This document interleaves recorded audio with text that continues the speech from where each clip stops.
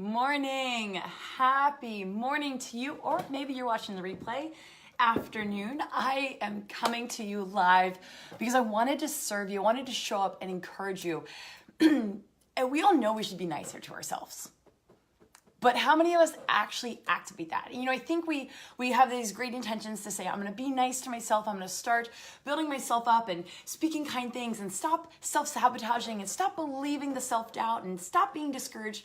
But then we don't know where to start. And so then we say, well, I don't even know where to start to be kind to myself, because the chances are you've probably been your own worst enemy. Good morning, Megan. You've been your own worst enemy potentially for 20 years, maybe longer. And so first and foremost, let's give ourselves credit for being patient in the process. So we expect that, hey, I read this thing or I hear this coaching on how I should be nice to myself, and I'll just be nice to myself tomorrow.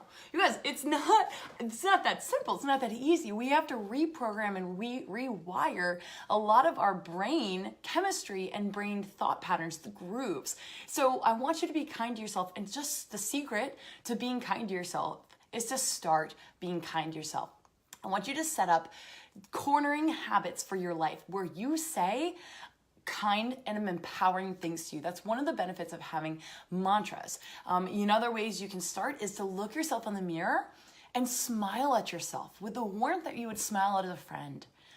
Another way to start being kind to yourself is to do nice things for yourself, is to buy nice products, to take your self-care to a new level, to drink water, to move your body, to nurture yourself and recharge yourself when needed, and to stop putting so much freaking pressure on yourself, because you're gonna hear it once from me and you're gonna hear it 1,000 times, because I know we need the reminder. You are not behind. You are not behind in life. You are not doing enough. Please know this. We have all convinced ourselves to believe this false lie that we're behind and that we're not doing enough or that we aren't enough. And then as a result, we feel pressure, so we beat ourselves up, and then we work, and then we feel like, okay, well, if it just could be a little bit better, and we try to bully ourselves into being better, right? Or more consistent. And you guys, again, then it comes up with us being a bully. And there's a point where we need to stand up to the self-abuse that we have done. So I challenge you today, rather than say, I want to be nicer to myself, and I'm going to be more positive and more encouraging to myself, and I'm going to celebrate my champagne moments, my little victories. I want you to do all that. But I also want you to say, enough is enough. Enough is enough. You've had enough of the self-bullying, of the self-sabotage, and my friend said this perfectly the other day. Often perfectionists, those of you who are go-getters, or maybe you don't consider yourself a perfectionist, maybe you consider yourself somebody who just puts a lot of pressure on yourself, right?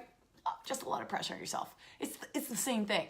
It's still not okay. And we put pressure on ourselves because we think that we need to be that hard on ourselves in order to get results. The reality is that ends up making us shrink, think small, and not be motivated and not follow through, and it overwhelms us. And you guys, my friend said it perfect the other day.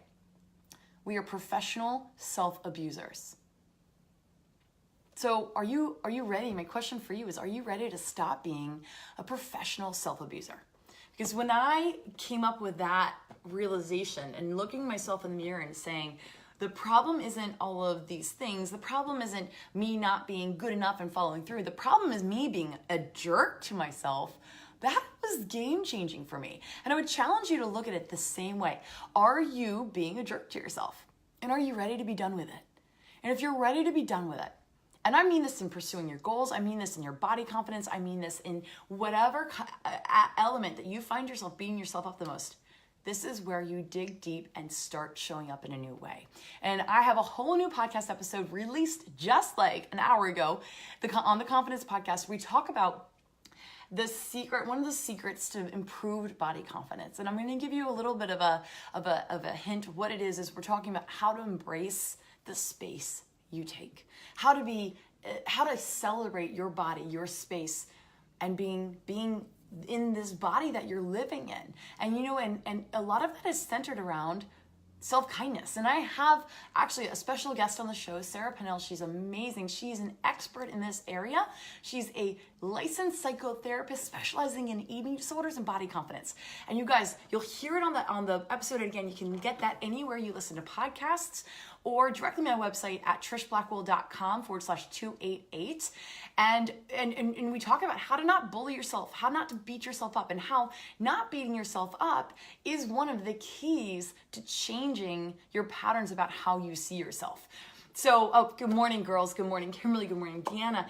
And you guys, I want you to take a listen to the podcast today and come back to this video and let me know how it was helpful. And if this topic of self-bullying and being kind to yourself and learning how to start treating yourself the way God would want you to be treated, seeing yourself as a child of God, because it's not okay to keep being bullies. We need to stop justifying it and start saying, something's got to change.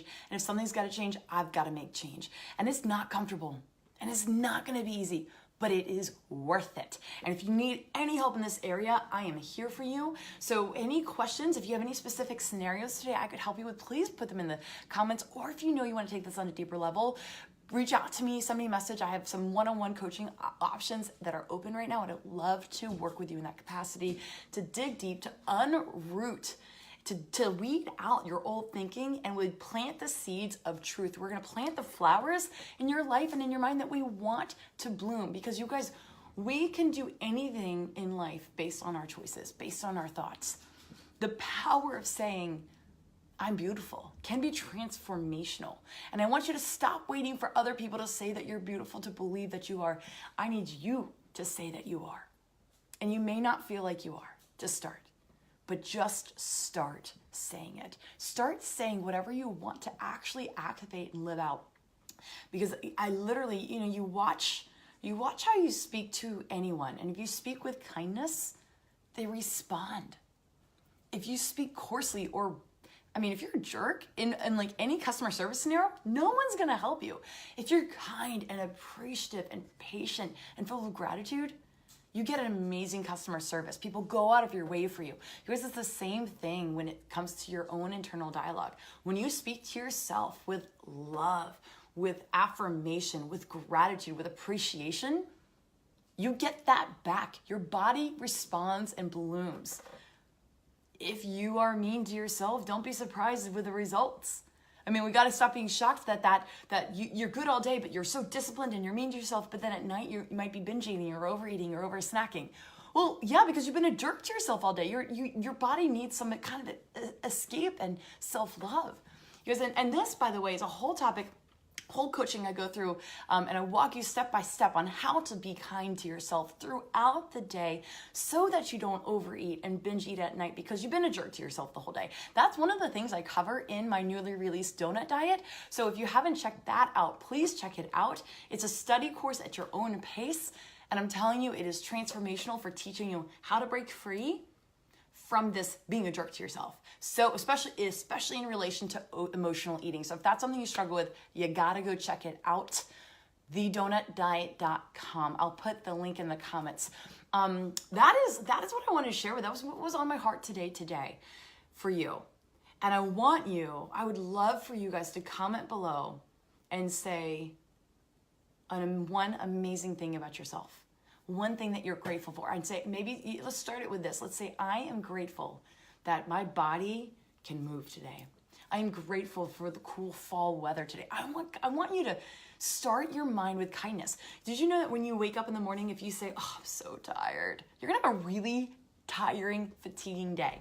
But if you wake up and you feel that immediately, and then you say, "Wait a second, I wish I had gotten more sleep," but you know what? The sleep I got is energizing and enough, and I'm going to have a great day. I'm going to have a great, energizing, love-filled, learning-filled, and laughter-filled day.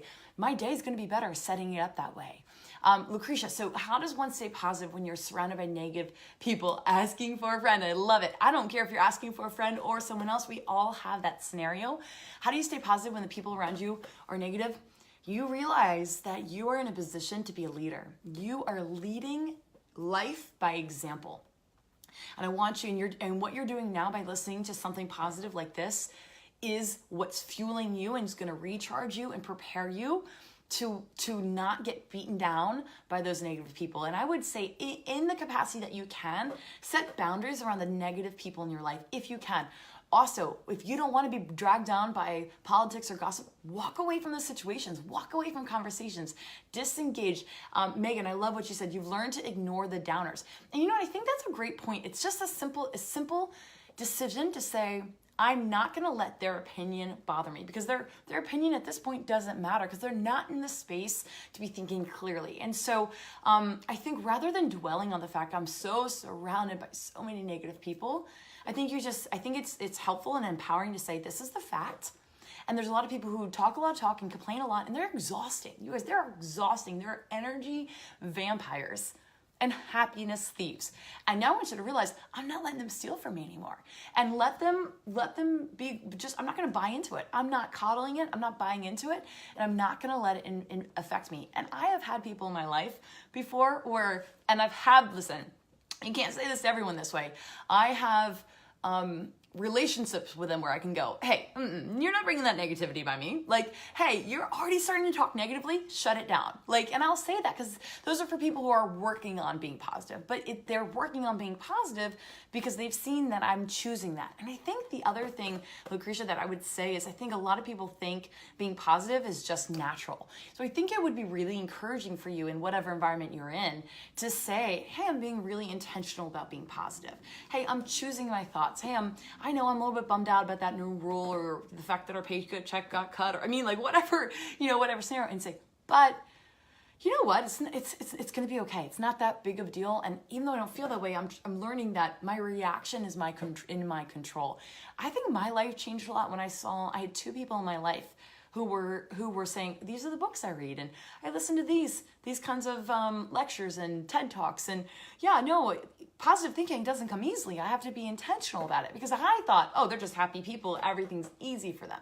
So I think one way you can grow and set boundaries around your negative people is by also letting them know you have to work at what you're doing, but that the work is worth it, that you are 10 times happier because of it.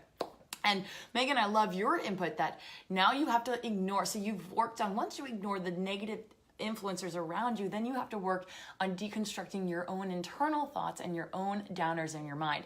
And girl, that's a daily thing everyone needs to do. And I think it's powerful to say, look, for me, coming from a Christian perspective, I love that. I love that I need God every day. And I thank him for bringing me to my knees, to need to cleanse my thought, to come to him in prayer, to say, I'm too weak sometimes, oftentimes, and I need him. I need his strength. I need his truth. And I cling to the truth that I read in the Bible. I cling to the truth about life that I know is true. Good morning, Veronica. I cling to what I know is true. And for me, with a faith-based perspective, here's what I know is true. I am enough. I am a child of God. I have purpose.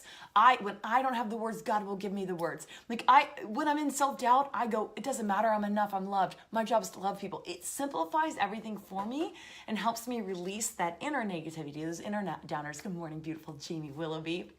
And so I wanna encourage you guys, I think, one, set your boundaries around toxic people. But two, lead them by example and let them know, hey, I make effort, and don't, not in a negative way, but say, encourage them into your journey. Hey, here's a great book that has helped me and challenged how I think. And so, it's not easy to be positive all the time, but damn, is it worth it? Right? Damn, is it worth it? And then the other thing is, how do you really detox your own thoughts? I think it's a simple process of saying, I need God every day, and I need to cling to the truth every day. And there's a reason I listen to certain podcasts on the same topic from different people, because I need to hear the same message 12 times from different people for it to really rewire my brain so that I know what's true. And so please do not be going back to this whole concept of self-kindness. We cannot beat ourselves up for needing to repeat something. And so when I first started my personal growth, you guys, I actually was like, well, I know this, and I got really frustrated with myself. I know this, why can't I just get it? And I was impatient with myself. Well, someone that's impatient is the mark of a bully, right? That's the mark of self-abuse. So I have learned in my growth and in learning to be self-kind and learning to celebrate my little victories and milestones to say, it's a patience game. It's okay that I don't get it. Even though I know it, it's hard to get it into objectively, then to move it to subjectively, to get your mind to your heart and back and forth, and then actually activate it in real life scenarios. That's why we need repetition. That's why we need to dwell on it over and over. And I hope that that encourages you, because I think there's a lot of, I know there's a lot of my clients who are very frustrated that they're like, Trish, I know better. Like, I know I shouldn't be beating myself, but why do I keep doing it? And I encourage them is because we're still practicing. This process of becoming truly authentically positive and joyful and joy-filled and hope-filled and purpose-filled and confident, you guys, it's an experiment.